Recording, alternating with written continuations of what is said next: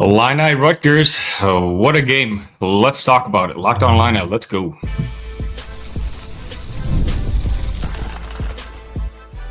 You are Locked On Illini, your daily podcast on the Illinois Fighting Illini. Part of the Locked On Podcast Network, your team every day. All right, there's about 12 seconds left.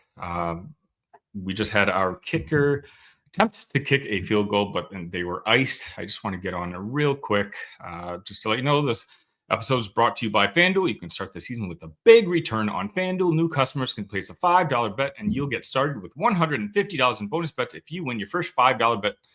Visit FanDuel.com to get started. Here I am visiting family, obviously, and I'm a bit distracted by this Illinois and Rutgers game, which quite honestly is one of the more frustrating games I've watched in a very long time. A lot of costly penalties.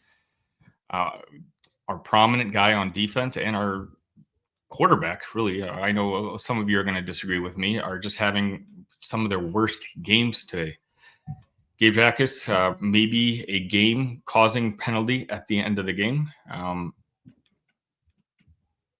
It looks like Illinois is actually going to decide to go for it on fourth down. I'm not very optimistic here.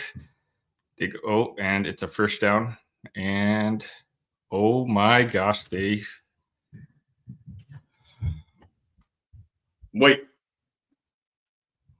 What? Is there a flag? What?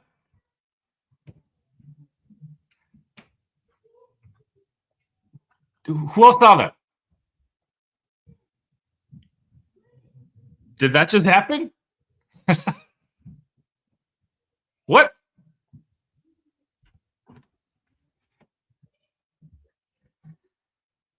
Is there a flag? I've got it on mute because I can't. I don't want a copyright strike. Was that a touchdown? Is there anything I need to wait on?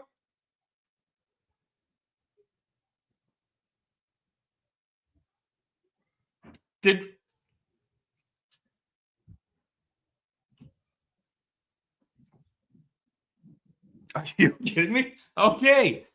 The tone of my voice just changed a little bit. And go ahead and call me out for I'm not feeling very good about this. For those of you tuning in right now, I tuned in with 12 seconds left. They're about to kick the field goal, and they iced the field goal kicker. And again, I've got the game on mute because I want to get on with you guys. But very next play, is Pat Bryant hurt? Very next play, Illinois decides to bring back the kicker, and they decide to go for it on fourth down, and somehow Pat Bryant. What more can you say about Pat Bryant? Now there's still 4 seconds left. And this is an Illinois football team where anything can happen. And I've got thoughts. I've got a lot of thoughts, which I thought I would just get into early. But sorry for you folks listening to this on the audio side. Okay, so essentially the game, Luke Altmaier right now 11 for 25 for 209 yards. Him and Kelly Manis are basically Emmitt Smith and Barry Sanders in QB version college football. Luke Altmaier with 11 attempts for 74 yards and Kelly Manis with 13 attempts for 84 yards. It seems like every time the Rutgers needed to play, Ethan was able to make it for them. Our offense absolutely carried our defense here, and not just our offense. We owe a great deal to Luke Altmaier for having gotten us to 6-1. And he started struggling a couple games, and I don't think it's any sort of coincidence that Illinois started struggling for a couple games. But again, he was, in my opinion, outside maybe Pat Bryant, our best player, and someone who you couldn't really get upset with. Today, I thought I was coming on. Tundra mentions, guess you need to do live reaction to every game, son. You might just cancel out my bad luck. Yeah, I mean, I'm shocked right now. For those of you who tuned in right away, you kind of saw my more somber mood. I just saw the wind, and I was like, there's no way they're going to be able to connect on a, whatever it was, a 53 or 58 yard kick at the time. And then when they decided to go for it so they're basically tossing it back and forth, Rutgers is, and I'm just waiting for the play to be over. Still going. Rutgers is in the back of their end zone, yet still going, and the game is over. Okay. Illinois victory, just like we all predicted. 36-31. What? 36-31 victory for Illinois. And guys, hit the like button in this chat. Get the vibes up. This is a game where one of the more frustrating games for me to watch.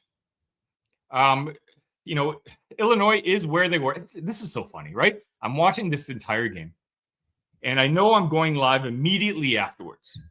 And I already, in my head, have gathered the ideas and the theme of what my conversation was going to be like. 5 minutes ago, I was going to come onto the show and talk about, hey, you know what? Illinois is a good football team, but, they're still kind of at the same level of a Rutgers, of a Minnesota, the other teams in the Big Ten. And all these mistakes, so many penalties in this game. So many penalties. Just frustrating. Melvin Priestley, what were you doing in that first half? I was calling for him to just be gone. Just bench him for the rest of the first half. Gabe Jack is just awful today. Very costly penalty. But in this case, it was the offense carrying Luke Altmaier. Luke Altmaier played great with his legs. Like I mentioned, 74 some odd yards. But my gosh, Pat Bryant. 7 catches for 197 yards. Those of you who do follow me on Twitter and a Blue Sky, I made 2 predictions today. Not predictions, just live tweets. And at one point I was like, hey, the defense could really use a turnover right now. And sure enough, Matthew Bailey gets the turnover. And then once there's a minute left in the game, Rutgers goes up by 1 point. I said, just, hey, throw it up to Pat Bryant and pray. This is what superstar players do. And again, I've said this before on the show.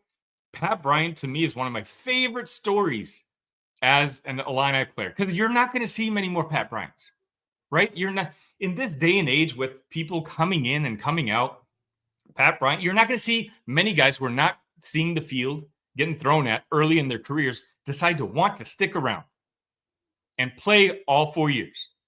And then in your 4th season, really jump out and become a superstar. A guy who I hope becomes all Big Ten first team, but at the very least, he needs to make an all Big Ten team. A guy, I'm watching it right now, Luke and Pat Bryant have got a smile on their face. This is a game where, again, I wasn't feeling good about. Back to my original thought. I know I'm rambling, but again, I was caught off guard. I thought we were going to lose this game. We did not. I thought I was coming into this game saying, you know what, we are kind of in the middle of the pack with amongst a half dozen other Big Ten teams. And when you play against those teams, when you make the kind of mistakes that Illinois was making, I thought there was no way that you're going to come out victorious. We were down 2 scores in the 4th quarter. And for me, it's just, it showed that while Illinois is a good football team, they're not a great football team yet. They're not even a very good football team yet. But now I'm sitting here taking all this into account, and I want to hear your guys' thoughts too.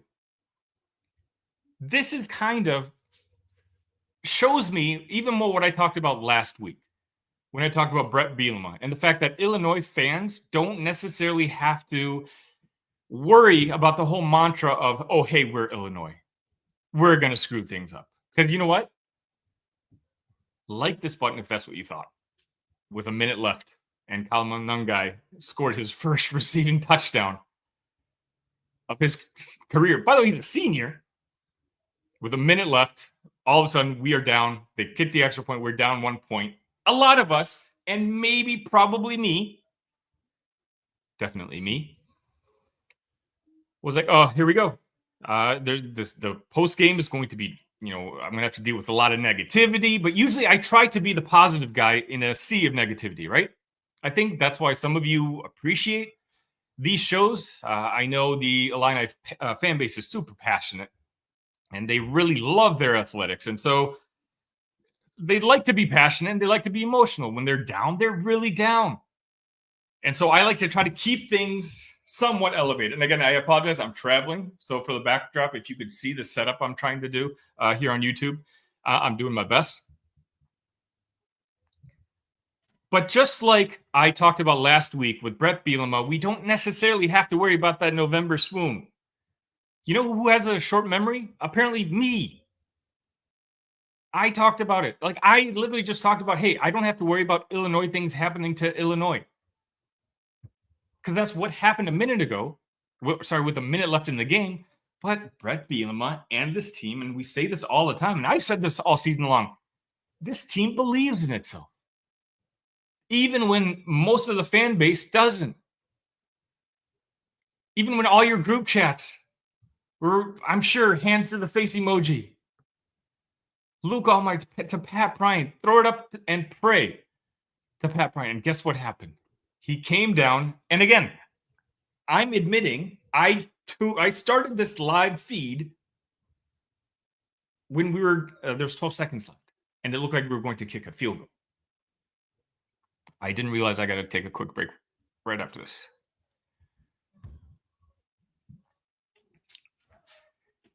8-3. 8-3 Illinois. In my opinion, clearly the fifth best team in the conference, which we, as us football fans, I mean, how often have we been able to say that? There's 70 of you in this chat. Hit that like button to hype up this fantastic. I'm speechless right now. I genuinely am speechless. I came in thinking I was going to talk about one thing, but this team, to me, it's turned the corner. And I've got to give it more the benefit of the doubt. It has its flaws. 100% it has its flaws. My entire timeline, all of you were texting me, whether it's on the social medias or whatever. Aaron Henry must go. Aaron Henry must go. And I do have my thoughts on it. You can't give up 250 yards to Rutgers in one half. That can't happen. And this is my opinion. There's one stat that I say like 2 or 3 times a week, right? In the past offseason, 24/7 ranked Illinois dead last in the talent aggregator in the Big Ten. I think we see it on a week in and week out basis, but Illinois just elevates itself beyond that. I know we don't like, or a lot of us don't like Aaron Henry and the scheme that he's running, but even when Dylan Rosiak was healthy, he should be the third best linebacker on a Big Ten championship team.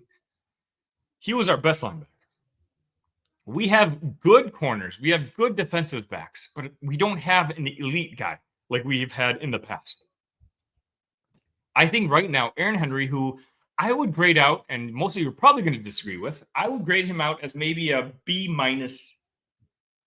defensive coordinator. Is that good enough? Not really, but I think Brett Bielema has faith that every year he's going to get better. Last year, he would have gotten a D, if not worse than that. I'm being a very nice grader here.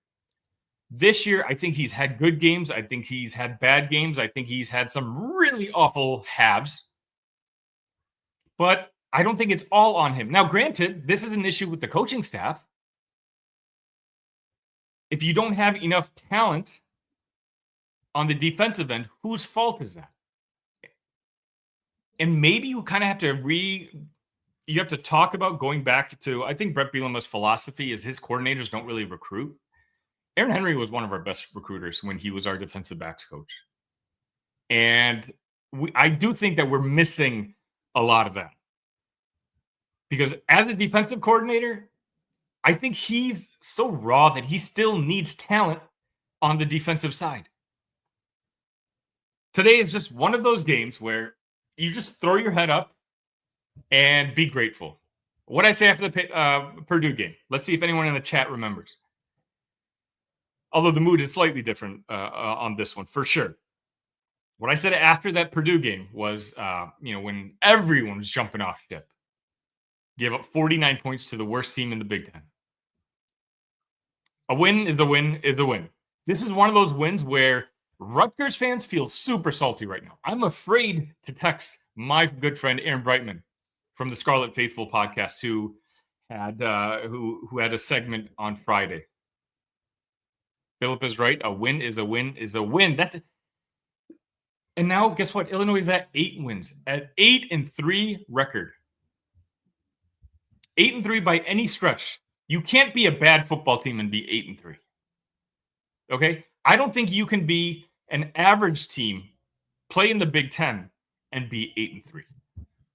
I think at the very minimum, we are a good team.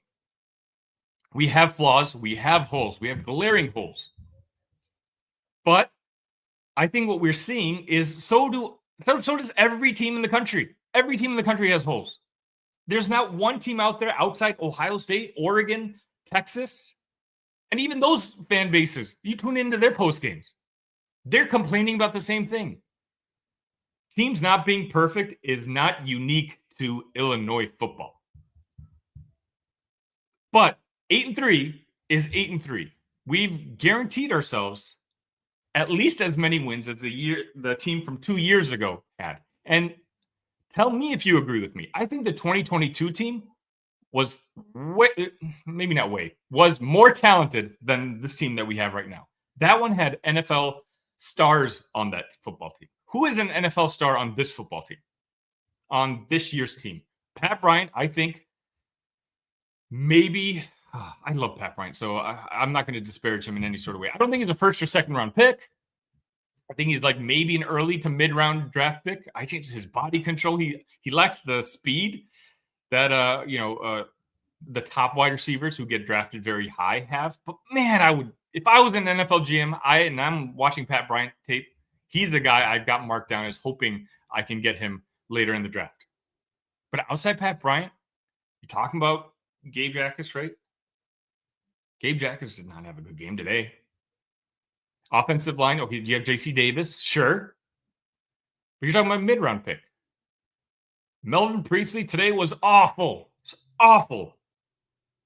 Just brain dead play after play. 4 penalties in the first half?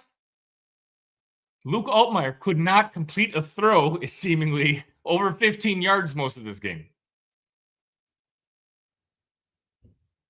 And we won this game. The offense carried the defense, which is fine. But the playmakers, Josh McCray, Pat Bryant, who I keep mentioning, they were just, hey, we got it. Hank Beatty, who I talked a lot about last week. I mean, at this point, he's got to get some all Big Ten mentions, right? I'll be honest, I don't pay attention to other teams' special teams as much as I do Illinois. Like, I want to sit here and say, why shouldn't he be the all Big Ten kick top punt return on the first team? But again, I don't pay attention to other teams' special teams like that. But from what I've seen of Hank Beatty, even today, gifted us an amazing return, which unfortunately we only got 3 points out of. This looked like a disaster of a game. One where the difference was a botched point after touchdown in that first half. And again, that would have been the most Illinois way to lose this game, right? But guess what? We don't do that anymore.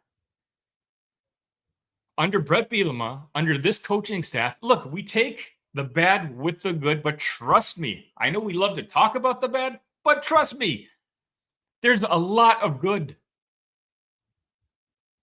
This team is not that talented. I've watched football for 25 years now. Okay, I know what good football teams look like talent-wise and what bad football teams look like. This is a good football team, but it's one of those where the play together is better than the individual. There's no stars on this football team when it comes to next level professional superstars. There's not. There was in 2022. You had Drazon Newton. You had Devin Witherspoon. 2 guys who were all Big Ten. Devin Witherspoon's one of the best cornerbacks in the league already now. This team does not have anyone that's going to play like that on Sundays. But this team already has matched that year's win total at 8. We have a chance next week at Wrigley Field. By the way, let me know if you're going to that game at Wrigley on Saturday. I'm back home in Chicago. I'm going to see if I can make my way out there. And we can have a chance to close out the season at 9-3. A 9-3 season against our rivals at Northwestern. And again, this is not a fluky. I mean, you can't fluke yourself to 9-3. I know we want to say that. And, it's like we did get lucky in some early games. But games like this, bad teams don't necessarily win. And you guys have a lot to talk about in the chat. So let's get to those right after this.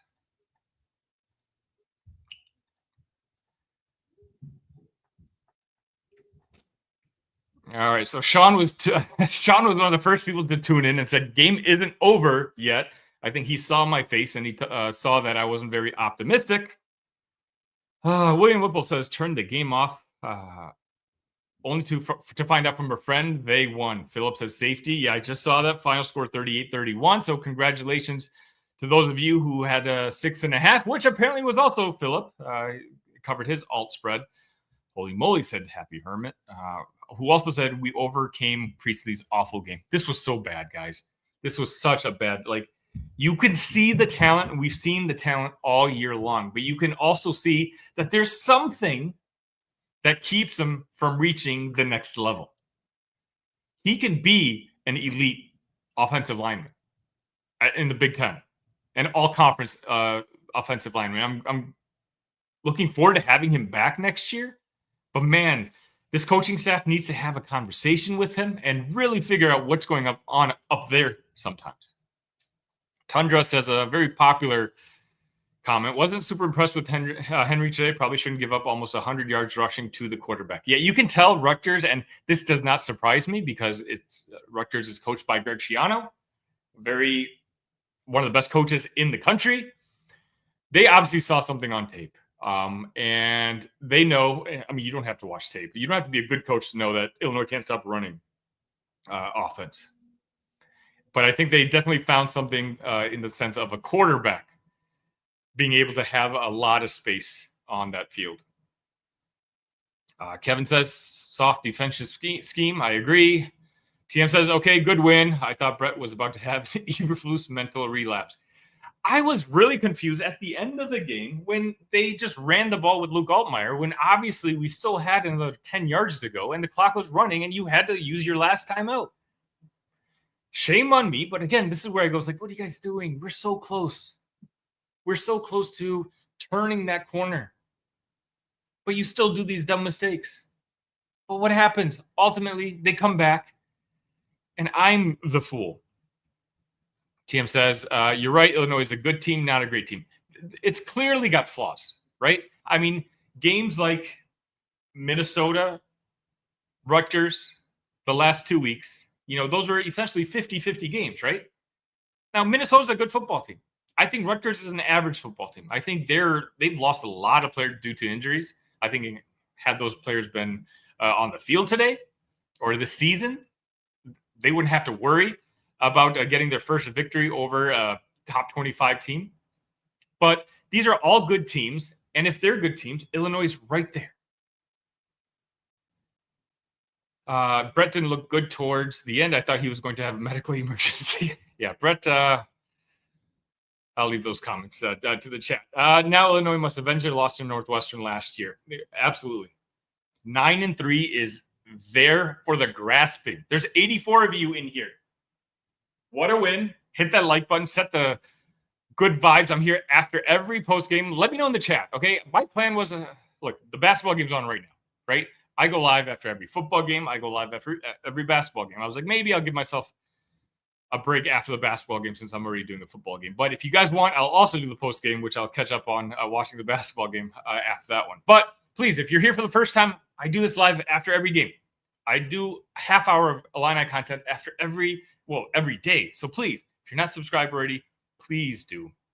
Happy Hermit says this was a hard-fought game on both sides because these are two very good, not very talented, but very well-coached teams. And they're not teams that just kind of give up like we've had in years past.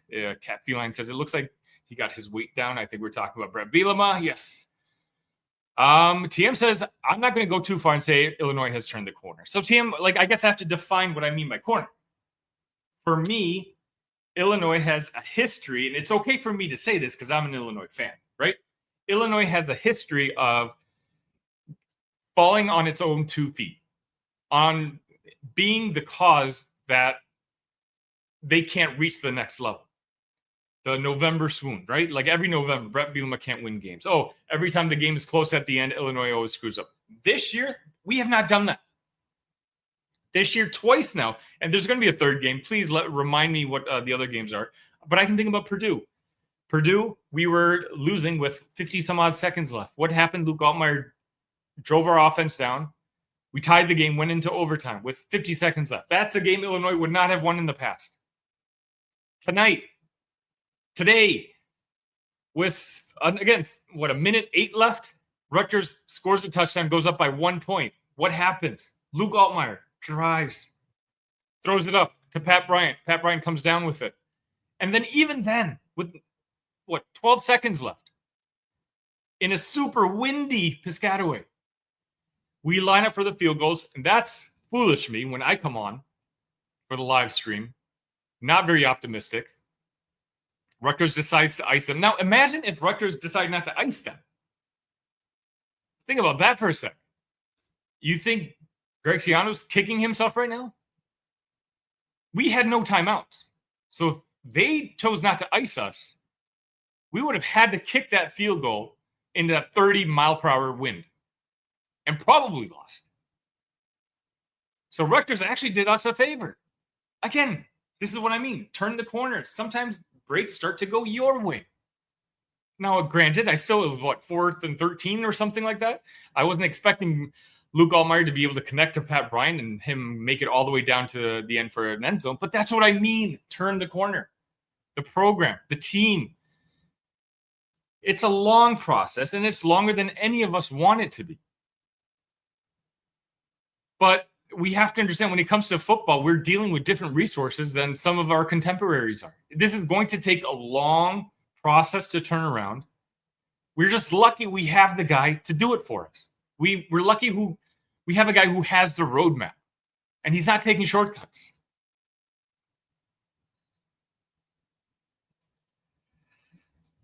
Happy Hermit says, while Luke missed some throws, he comes through in the clutch again and again. Exactly. I think he was bad in the first 3 quarters. And tell me if you think I'm wrong. I think he was bad for most of that game. Sure, he was connecting to, Pat Bryant, but it was a lot of yards after catch. I think he missed some easy throws this game. I was not very happy with his play. But what happens at the end? Now some of it has to do with the prevent defense, and Pat Bryant was wide open. I trust Luke Altmaier. I haven't been able to say that very often in my life as an Illinois football fan. Luke Altmaier is a reason he's one of the main, if not the main reason that we are at 8 wins and 3 losses right now. St. Dominic says, maybe they can hire back Ryan Walters because he's about to get fired at Purdue. That's not going to happen. I think it's plenty obvious that Brett Bielema and Ryan Walters do not see eye to eye anymore. And I would be shocked to see Ryan Walters ever in Champaign again. St. Dominic also says should be 9-2. It depends which game you think could have been flipped. I know Oregon obviously was a loss. Penn State, honestly, it was a 1-possession game with 2 minutes left. Minnesota, I grant you. But again, you can't always just have these breaks go your way, right? Minnesota's a good football team. I'm actually, once I'm done with this, I'll have the Illinois basketball games on one TV, and I'll have the Penn State game on the other TV because I have Minnesota plus 11.5, and I think there's at least a slight chance that they could pull off the upset. Philip says Kansas beating Colorado 10-0, which makes that win. If they beat Colorado, how more impressive does that victory over Kansas look for us now? Right? A game that everyone was using as a throwaway. We're all excited when we won, but then Kansas got off to a 2-5 start? And people were not calling that a quality win anymore. If they beat Colorado, that's 3 straight upsets in a row for Lance Leipold and that football team. And right now, that's what we want. We're rooting for the Jayhawks at this point. Only on the football field. I will never say that about the basketball team. What's going on here? Philip says the Pat Bryant game, which is amazing, right? Because I thought we had the Pat Bryant game last week. Senior night, when he had 135 yards. And then all of a sudden, he's just like, I'm not done yet. This team needs me. My quarterback's struggling. I got us. And he did.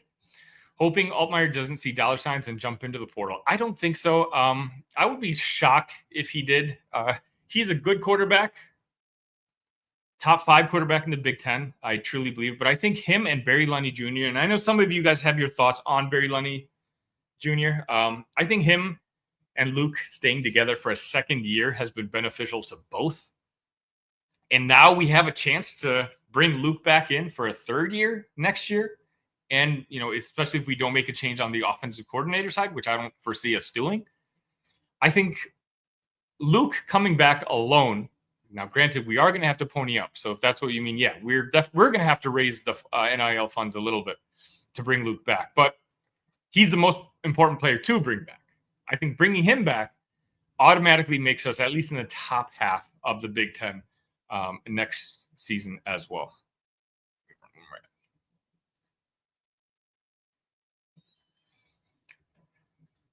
Happy Hermit says this team never gives up. If this team doesn't give up, that's why I need to learn to not give up. That's why some of you, and again, it's up to you whether you admit it or not, we're used to watching a certain type of football game.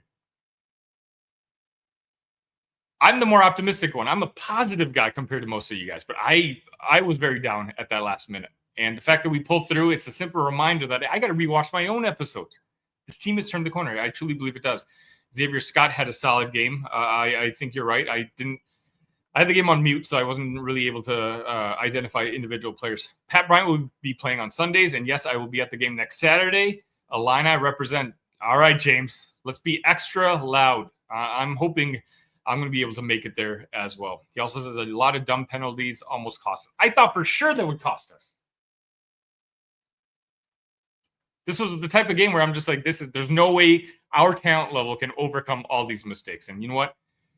They did. Stars make plays. The floor is much higher under Bielema. Not sure the ceiling is there yet. Yeah, I mean, it depends. I think Brett Bielema's here for another 5 years, and then we'll kind of talk about where we're at, right? Right now, he's got a good football team at 8 wins with a chance to win 9. Is there a single one of you in this chat that wouldn't take 8 wins every single year as an Illinois football fan with an opportunity to get to 9? If I did a poll, if I knew how to start a poll mid-show right now, 99% of you would take that. Jim says, I knew after they were going to win with a little over a minute left, we would win. I thought we would try to win by field goal, but surprised they won a touchdown. See, Jim, I got to be more like Jim. Jim never gave up hope. This is the kind of game that Illinois used to lose. Great job today. Exciting fourth quarter. Exactly, Randy. That's what I'm trying to say. That's kind of the theme of the show. I talked about this in an episode last week. This isn't your grandfather's Illinois team. This isn't your father's Illinois team. This isn't your 5 years ago Illinois team. Illinois made the game harder for themselves, not at least about not managing clock, giving Rutgers too much time to score. Adam says timeout on last Rutgers drive was huge. Give us a chance to have enough time for a winning drive. Freezing kickers with a timeout rarely works. Rutgers provided Illinois with a free look into the future with a missed kick. Yeah, Randy, you're right. I think I don't know if it's being talked about right now because obviously I go live immediately after, right? I have no idea what's being done in the press conferences. I'll watch that tonight. I don't know what the other writers are talking about with the other content creators, but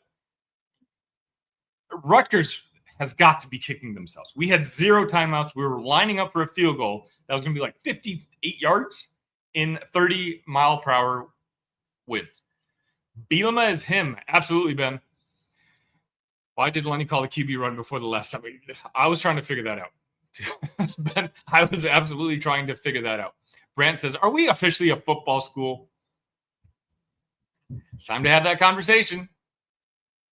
Time to have that conversation. Dan says, Rutgers icing our kicker from 60 yards. Yeah. And BELIEVMA. I love that, Dan. BELIEVMA. I might steal that for the title of an episode. I want to thank you all so much for joining me. Again, let me know Whether it's social media in the chat here, whatever you want to do. If you want me to do a post-game live for the basketball game as well, I'm leaning towards no. I'm back home spending some time with family. But if you guys want it, I appreciate your support. I appreciate your guys' support so much. It's my goal to hit 2,000 subscribers by the end of the calendar year. So if you're watching this and you're not subscribed, I do this every single day. I mean, in better quarters. I apologize. This is not where I'm usually at. I have a nice little office, I promise. But I wasn't going to miss a post-game report for you guys, so I'm hiding in the basement right now. Anyways, yes, please, I appreciate all of you. Hit that like button, hit that subscribe button. Illinois wins 8-3. Life is good. ILL. Love you guys.